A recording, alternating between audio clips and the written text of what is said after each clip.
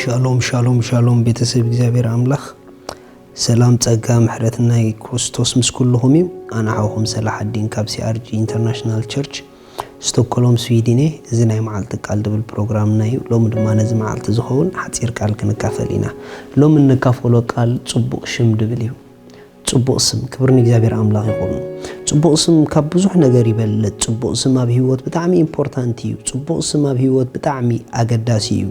ጽቡቕ ስም ግን ሰቂሉ ኣይመጽእን እዩ ጽቡቕ ስም በብዙሕ ጎደናታት ሓሊፍካ እተምጽኦ ነገር እዩ ጽቡቕ ስም በብዙሕ መንገዲ ተጓዒስካ እተምጽኦ ነገር እዩ ምክንያቱ ጽቡቕ ስም ሰቂሉ ኣብ ህይወት ኣይመጽእን እዩ ናይ ጽቡቕ ስም መንገዲ ከይሓስካ ጽቡቕ ስም ኣይመጽእን እዩ ጽቡቕ ስም ግን ካብ ብዙሕ ነገር ይበልጽ እዩ እቶም ንስሞም ድጥንቀቁ ንህይወቶም ይጥንቀቁ ላዮም ምክንያቱ ጽቡቕ ስም ብዙሕ ዕድላት ብዙሕ ኦፖርቹኒቲ ኣብ ህይወትካ ክኸፍተልካ ይኽእል እዩ ኢየሱስ ንዘለዓለም ጎይታ እዩ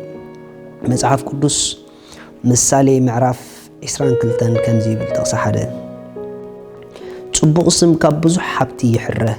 መጎስ ከዓ ካብ ብሩርን ወርቅን ይበልጽ ክብርና አምላክ ይኹን ካብ ብዙሕ ሓብቲ ጽቡቕ ስም ይሕረህ ኢሉ ንምንታይ ተዳኢልኩምኒ ብዙሕ ሓብቲ ጽቡቕ ስም ከምጸልኩም ኣይክእልን እዩ ጽቡቕ ስም ግን ብዙሕ ሓብቲ ከምጽእ ይኽእል እዩ ካብ ወርቂ ጽቡቕ ስም ይሕረህ ካብ ብሩር ጽቡቕ ስም ይሕረህ ካብ ገንዘብ ጽቡቕ ስም ይሕረህ ካብ ብዙሕ ነገር ጽቡቕ ስም ይሕረህ ምክንያቱ ኣብ ልቢ ሰብ ዘእትወና ገንዘብ ኣይኮነን ሓፍቲ ይኮነን ኣብ ልቢ ሰብ ዘንግሰካ ጽቡቕ ስም እዩ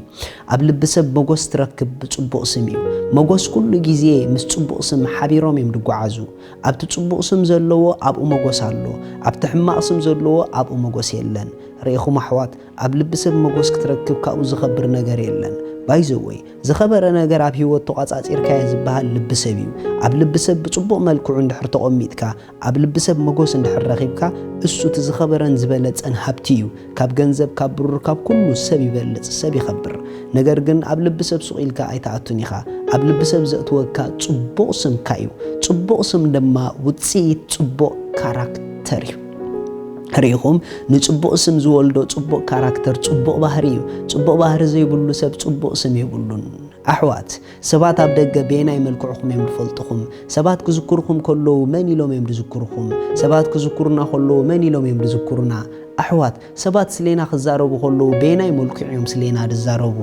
እሱ እዩ እቲ ኢምፖርታንት ኣብ ህይወት ርኢኹም ንሕና ብዝኾለና ስምና ኣፍሪቃ ክኸይድ ይኽእል እዩ ንሕና ብዝኾለና ስምና ኢሮጳ ኩላ ክበጽሕ ይኽእል እዩ ንሕና ብዝኾለና ስምና ኣሜሪካ ክበጽሕ ይኽእል እዩ ምክንያቱ ንስም ገደብ የብሉን ጽቡቕ ስም ተለካ ጽቡቕ ስምካ ቀዲሙካ ናብ ብዙሓት ሃገራት ኣትዩ ማዕጾ ክኸፍተልካ ይኽእል እዩ ሕማቕ ስም ተዳኣለካ ድማ ሕማቕ ስም ቀዲሙካ ናብ ካልእ ሃገራት ከይዱ ማዕጾ ክዓጽወልካ ይኽእል እዩ ማዕጾ ደቂ ሰባት ንህይወትኩም ድኽፈት ማዕጾ ደቂ ሰባት ንህይወትና ድኽፈት ብጽቡቕ ስምና እዩ ስለዚ ኣብ ህይወትና ልዕሊ ዝኾነ ነገር ንስምና መዕቃብ የድልየና መጽሐፍ ቅዱስ ካብ ጽቡቕ ሽታ ጽቡቕ ስም ይሓይሽ ኢሉ ርኢኹም ኣሕዋት ካብ ጽቡቕ ሽታ ጽቡቕ ስም ይሓይሽ ኣሕዋት ከምቲ ክዳንና ንከናኾኖ ከምቲ ገዛእ ርእስና ንከናኾኖ ከምቲ ካልእ ንብረታትና ንከናኾኖ